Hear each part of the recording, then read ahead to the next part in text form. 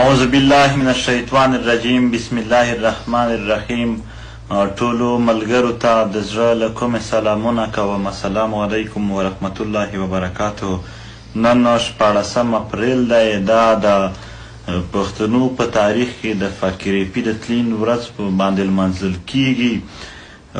فقیر اپي حاجي میرزالي خان په 1890 کې په نارت وزیرستان چې نن ورته ویل شي هغه کې پیدا شو.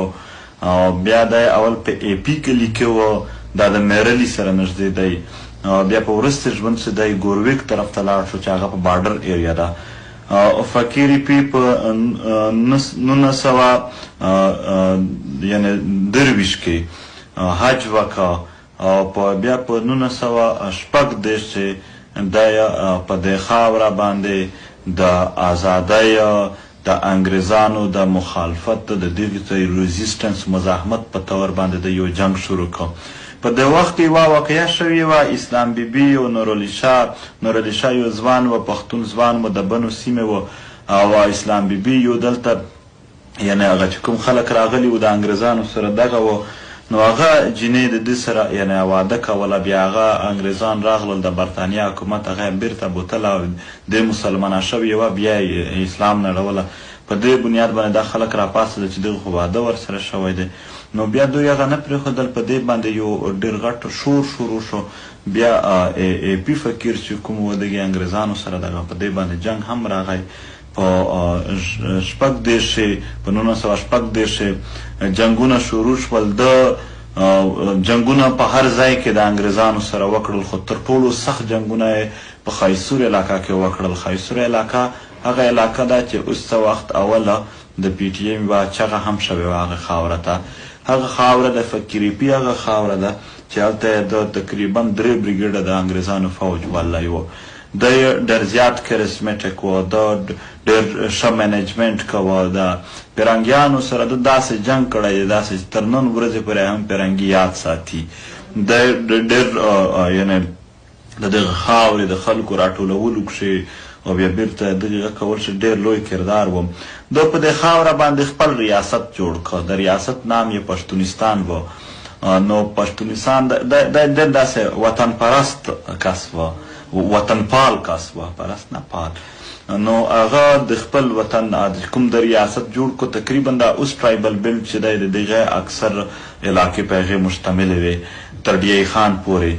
دغه علاقې باندې د پښتونستان و. د به خپل پریس لرلو او د به خپل د روپۍ هم خپل د روپۍ مشین یې هم و. په دې خاوره د پښتونستان جوړ کړ.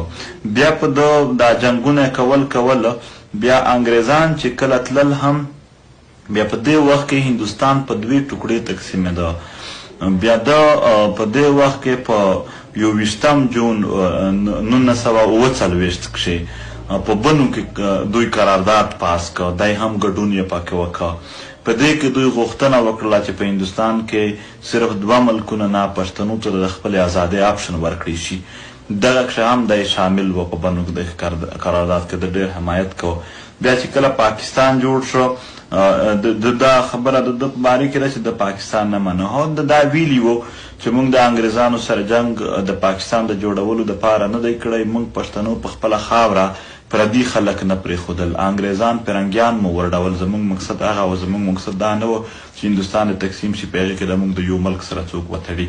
نو ده په دې بنیاد باندې تر اخره پورې ژوند کوه. په 1956 کې د پاکستان څه چې ډېر کمزوري جهازونه و هغې نه د ده په کلي علاقو بمونه هم وغورځول.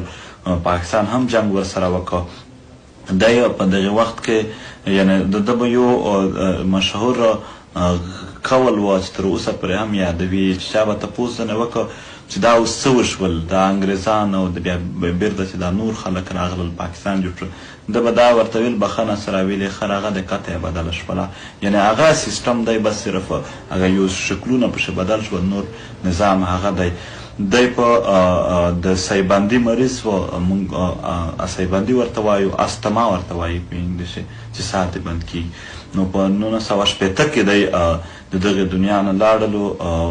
د ټول عمر مزاحمت وکړه. د د پیرنګیانو خلاف ډېر سخت وکړ. بیا دلته چې کله د ریاست جوړېده په دې کې هم د پښتنو یو حیثیت غوښته، هغې چې هم د مزاحمت وکړه. خو د پیرنګیانو سره ډېر سخت جنګونه شوي دي. نن یې هم پیرنګی یاد ساتي چې په دې خاوره باندې فقیر پی د دوی سره کوم عمل وکړه، کومه لوبه ورسره وکړه. د پښتنو خاوره یې ورته وښودله چې په دې باندې پردي خلک نشي اقتدار کولی. د ده به ډېر هر وخت بیا د خلکو ته ویل دا خاوره خدای موږ ته راکړې ده، د دغې اقتدار حق صرف و صرف موږ پښتانه خپل لرو، څوک یې هم نه لري. دا ډېر د حریت او د ازادۍ یو ستر مبارز پاتې شوی دی.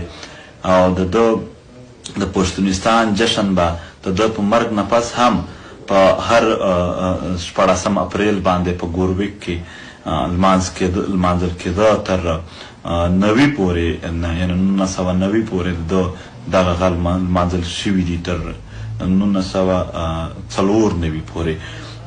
بیا د وختونه تېرېدل او د هغه خو هغه سټرګل او د چې کوم هلته یو منظم شکل و، یو خپل سیستم یو، هغه خو خیر بیا د مرګ سره لاړل هغه هر شی.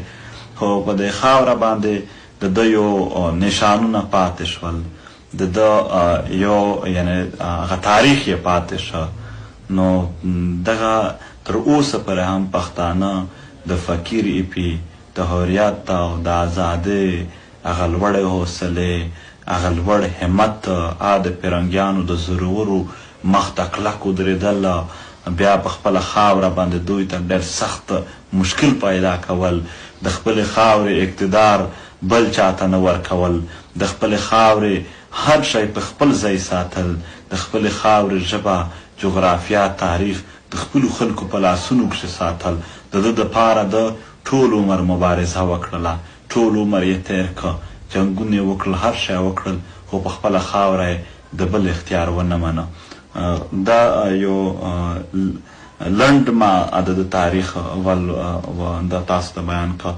د تاریخ دومره دی هم چې ټول فیکټرز یې موږ بیانوو، هغه ډېر وخت لګي. خدای مو خوشحال لره، خدای مو آباد لره. خپل اتلان د دې خاورې چې څوک هم دی د کوم ځای دی، دا زموږ مشترک دی، دا به یو هم نه هېروو، نه د پښتانه د چرته هېروي. ډېره